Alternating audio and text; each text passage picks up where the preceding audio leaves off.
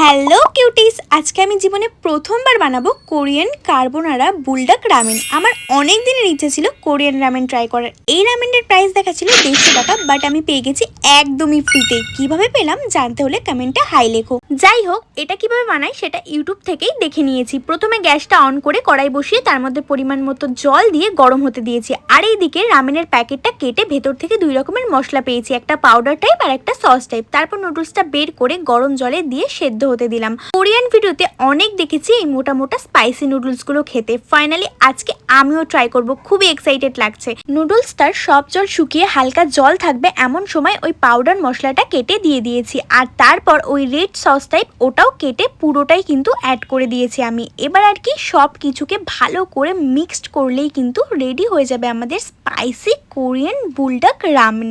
ভিডিওতে দেখতাম সবাইকে রামেনের সাথে একটা করে ডিম পোচ খেতে, তাই দেরি না করে ওটাও কিন্তু আমি বানিয়ে নিয়েছি। আর উপর থেকে হোয়াইট সিসেম সিড মানে সাদা তিল ছড়িয়ে নিলাম। এই তো আমাদের পুরো রামেন বোল একদমই রেডি খাওয়ার জন্য। দেখতে যে কি লোভনীয় লাগছে, উফ, আই ক্যান নট ওয়েট। আচ্ছা, তোমরা যারা যারা কোরিয়ান ড্রামা দেখতে পছন্দ করো আর বিটিএস আর্মি আছো, তারা কিন্তু কমেন্টে একটা করে পার্পল হার্ট দিয়ে যেও। আমার আজকের ভিডিওটা যদি তোমাদের ভালো লাগে তাহলে একটা লাইক করে চ্যানেলটা সাবস্ক্রাইব করে যেতে ভুলো না। দেখা হচ্ছে নেক্সট ভিডিওতে, টাটা।